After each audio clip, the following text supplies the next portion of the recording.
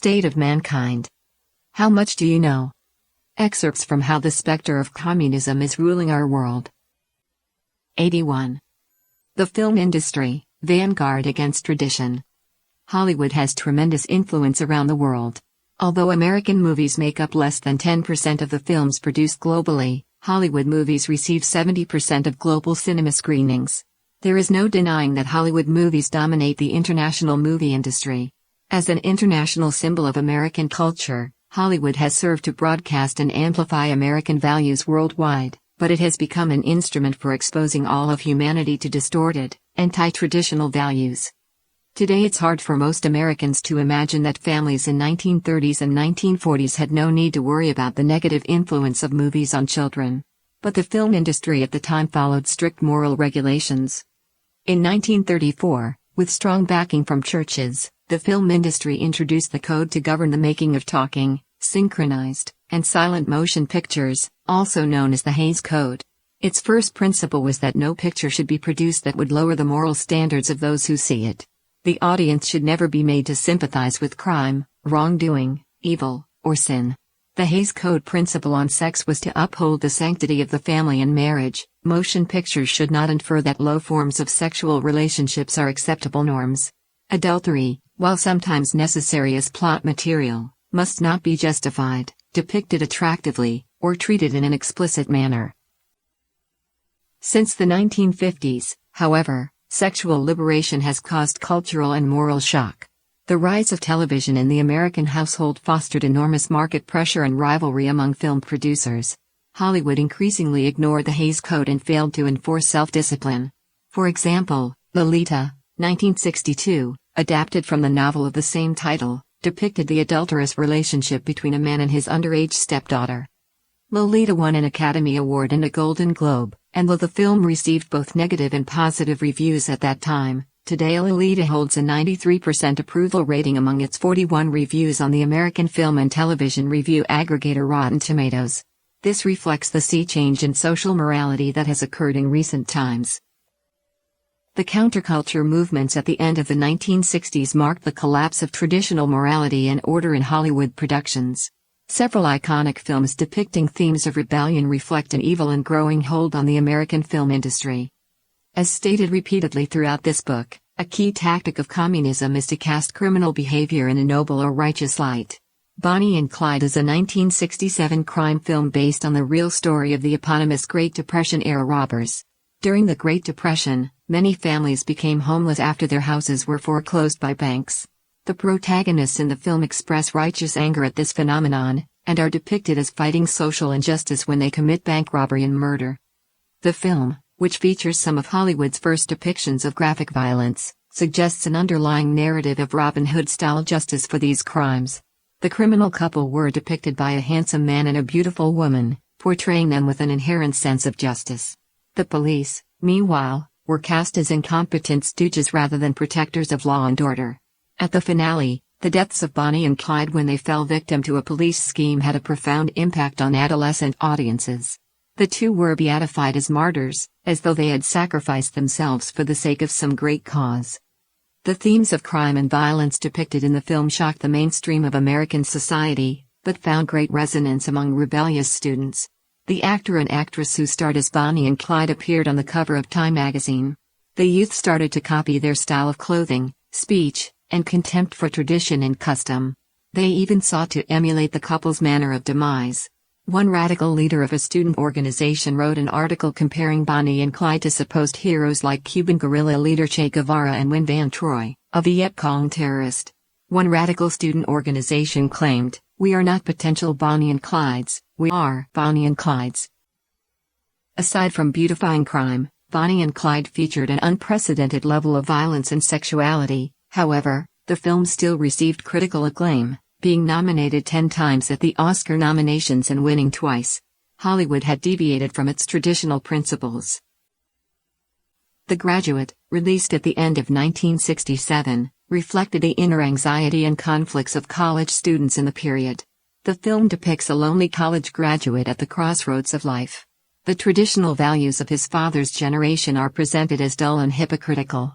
Instead of entering mainstream American society, He accepts the advances of an older married woman and also falls in love with her daughter, who discovers the affair. At the wedding ceremony of the daughter and another young man, the protagonist arrives at the church, and he and the young woman elope. The Graduate featured a jumble of adolescent rebellion, uncontrolled libido, incest, and other themes reflecting the confused, anti-traditional milieu of rebellious youth. The film was phenomenally successful, generating high box office sales immediately and over the following years. With 7 Oscar nominations and 1 win, The Graduate gained recognition throughout Hollywood. Films like Bonnie and Clyde and The Graduate kickstarted the new Hollywood era. At the end of 1968, the Hays Code was replaced with the modern film rating system. That is, films with all kinds of content could be screened as long as they were labeled with a rating. This loosened the moral self-discipline of the entertainment industry considerably and blurred the standards of right and wrong. In this way, entertainers and media staff separated morality from their creations, giving free rein to evil content. Degenerate entertainment hooked audiences with cheap, exciting, and readily available stimulation. Meanwhile, producers gave in to their greed as they reeled in prodigious commercial profits. Film is a special medium with the power to create compelling atmospheres and realistic personalities, and to bring audiences to the viewpoint of the director. Successful movies can so immerse their audiences in the cinematic world that hardly anything can call them back to reality. They play an enormous role in shaping the feelings and worldview of their audiences, and in the hands of evildoers, in leading people to break with tradition. A well-known film producer once said, "Documentaries convert the already converted. Fictional films convert the unconverted." In other words, documentaries strengthen the values that viewers already hold, while fictional films use fascinating stories to prime their unwitting audiences with a new set of values. The producer and male lead of Bonnie and Clyde is a supporter of socialism. His 1981 historical drama Reds won him Oscar and Golden Globe Awards. At the height of the Cold War, Reds changed the stereotype of a radical communist into an easygoing and friendly person. In another of his Oscar-nominated movies, Bulworth, he depicted a socialist presidential candidate. Through his portrayal, audiences were given the suggestion that class, not race, is the central issue of American politics. This movie was such a success that many urged him to run for President of the United States. Many movies had an immediate impact. As Bonnie and Clyde came to the end during its debut, insults were shouted at the police from the back rows. After the introduction of the rating system, the first R-rated movie, Easy Rider, became an instant hit and contributed to the popularity of drug abuse. The film follows the adventures of 2 long-haired, cocaine-dealing hippie motorcyclists as they indulge in rock music, hallucinatory drugs, hippie communes, and brothels. Real drugs were used during the film's production. Their lifestyle of antisocial indulgence free from conventional values became the dream of numerous youth, and turned drugs into a symbol of the counterculture. The director admitted, "The cocaine problem in the United States is really because of me. There was no cocaine before Easy Rider on the street. After Easy Rider, it was everywhere."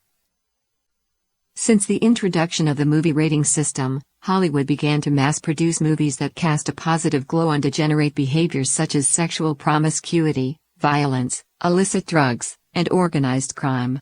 A research study showed that R-rated movies took up to 58% of the Hollywood movies produced between 1968 and 2005. American scholar Victor B. Clyde did an analysis of 37 movies that were shown in Salt Lake City in the 1970s. He found that 58% of the films presented dishonesty in a heroic light or as justified by the hero because of the circumstances, and that 38% of the films presented criminal activity as something that pays off or as a successful and an exciting pastime with no negative consequences. In 59% of the films, the heroes killed 1 or more people. 72% of the heroines were presented as sexually promiscuous to some degree. In fact, only 1 film suggested normal sexual relations between a man and a woman legally married to each other. In only 22% of the films were any of the principal figures seen engaged in what might be termed healthy and reasonably satisfying marriages. A common argument against criticism of violence and sexuality in films is that such things exist in real life and that films only reflect the nature of reality, rather than having any negative impact. But from the figures above, this is demonstrably false. Moreover, numerous movies produced by Hollywood leftists naturally reflect their values and in turn have changed the values of society. According to film critic and former Hollywood screenwriter Michael Medved, the liberal-minded social revolutionaries in Hollywood are molding the values of society by assaulting the legitimacy of the family, promoting sexual perversion, and glorifying ugliness. Others argue that the profusion of morally degenerate content in the film industry is merely driven by market forces. But whatever the means, diabolical goals are being achieved to frightening effect. The speed and power with which the film industry has been used to take down public morality is astounding. Some movies lionize beasts or monsters; those that depict man transforming into beasts or even bestiality are approved of and praised by the Hollywood mainstream. This is the real-life reflection of how the devil has brought the world under its rule. Mankind has come to embrace monsters. These anti-tradition movies probe into and reflect on social issues with superficial intricacy, but they are actually excuses to create a complex and vivid environment in which to immerse the audience. A studiously crafted atmosphere allows the audience to think of moral standards as being circumstantial. Ugly deeds that conventional society disapproves of can always in some way be rationalized, given sympathetic treatment, or even made to appear positive. The ultimate message, implanted in the brains of the audience, is that there isn't a clear divide between right and wrong or good and evil, that traditions are boring and suppressive, and that morality is relative. From Chapter 13, Hijacking the Media.